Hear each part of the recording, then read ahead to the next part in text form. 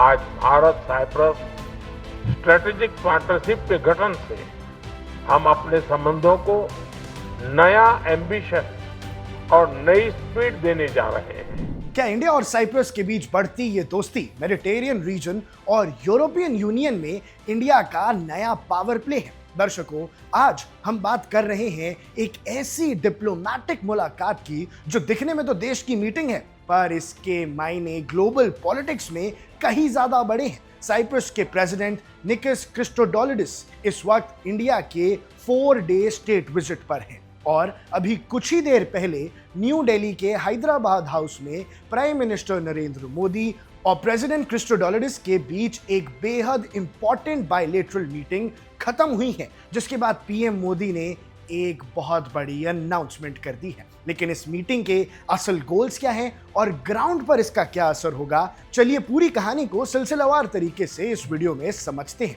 भैया, सबसे पहले सबसे बड़ी खबर, the strategic partnership and double investment. सबसे बड़ी खबर जो इस मीटिंग से निकल कर आ रही है वो ये है कि इंडिया और साइप्रस ने अपने रिश्तों को अब एक स्ट्रैटेजिक पार्टनरशिप में बदल दिया है। जॉइंट प्रेस मीट में पीएम मोदी ने साफ कहा कि पिछले 10 सालों में साइप्रस से इंडिया में आने वाला इन्वेस्टमेंट लगभग डबल हो गया है और अब अगले 5 साल का टारगेट है इस इन्वेस्टमेंट को एक बार फिर से डबल करना। इस रिजॉल्व को पूरा करने के लिए दोनों देशों ने एक जॉइंट टास्क फोर्स बनाने का फैसला भी कर लिया है, जो खासकर इंफ्रास्ट्रक्चर और शिपिंग जैसे सेक्टर्स पर काम करेगी। साइप्रस भारत के टॉप 10 इन्वेस्टर्स में से एक है।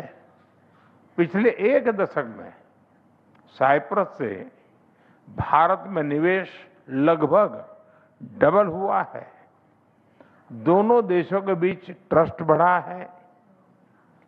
Bharat European union free trade agreement से तमाम नई संभावनाएं बनी हैं। इसका लाभ उठाते हुए हम अगले 5 वर्षों में इस इन्वेस्टमेंट को फिर से डबल करने का लक्ष्य रख रहे हैं और इस संकल्प को साकार करने के लिए आज हम अपने विश्वसनीय संबंधों को एक स्ट्रेटेजिक पार्टनरशिप के रूप में एलिवेट कर रहे हैं।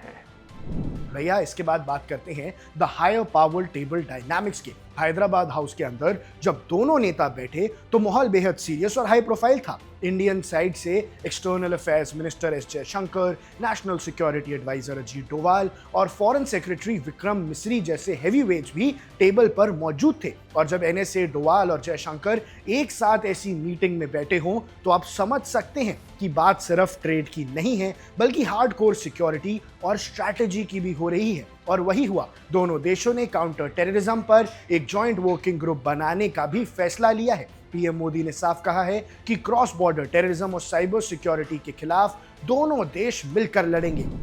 रक्षा और सुरक्षा सहयोग भी हमारे संबंधों का एक महत्वपूर्ण स्तंभ है।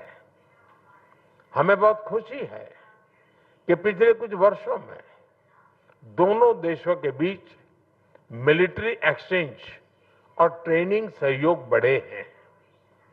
आज हमने साइबर सिक्योरिटी, मैरीटाइम सिक्योरिटी और काउंटर टेररिज्म सहयोग को भी और मजबूत करने का निर्णय लिया है।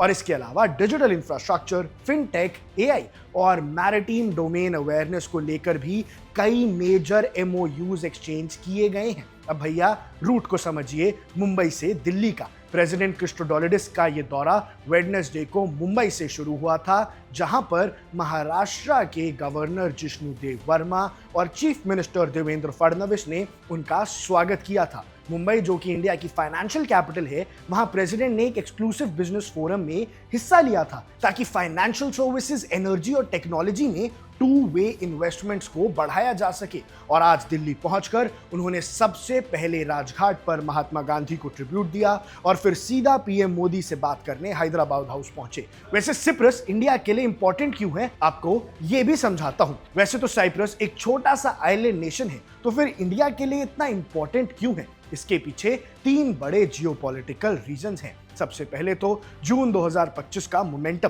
पिछले साल जून 2025 में पीएम मोदी ने साइप्रस का एक लैंडमार्क दौरा किया था, जो 2 दशक में किसी इंडियन पीएम की पहली विजिट थी। और आज की ये मीटिंग दिखाती है कि दोनों देश उस मोमेंटम को मेंटेन रखना चाहते हैं। इसके बाद EU लीडरशिप की बात। सिप्रस के पास इस वक्त council of the European union की प्रेसिडेंसी है।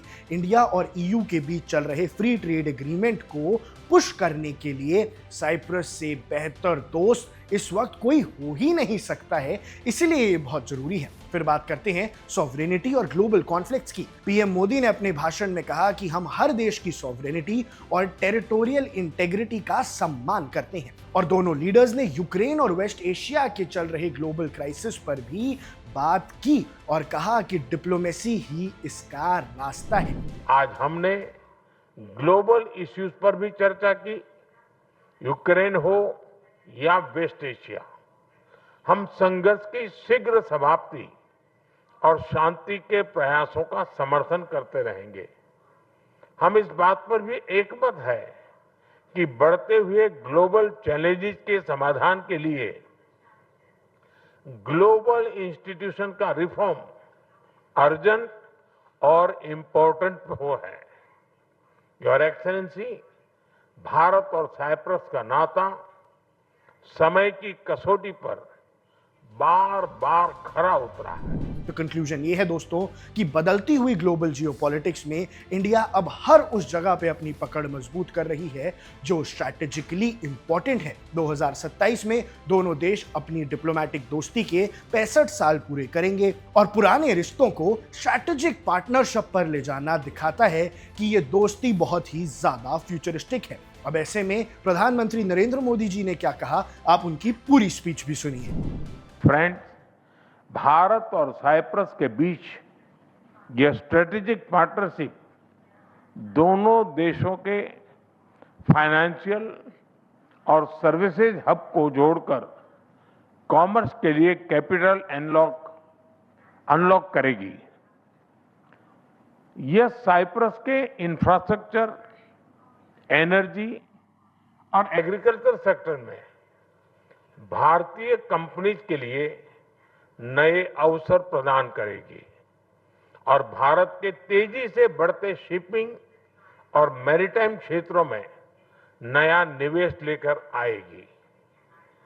हम साइप्रस के साथ मिलकर गिफ्ट सिटी को एक ग्लोबल फाइनेंशियल और सर्विसेज हब बनाने के विजन को गति देंगे और दोनों देशों के इनोवेशन और स्टार्टअप इकोसिस्टम के बीच कनेक्ट बढ़ाएंगे।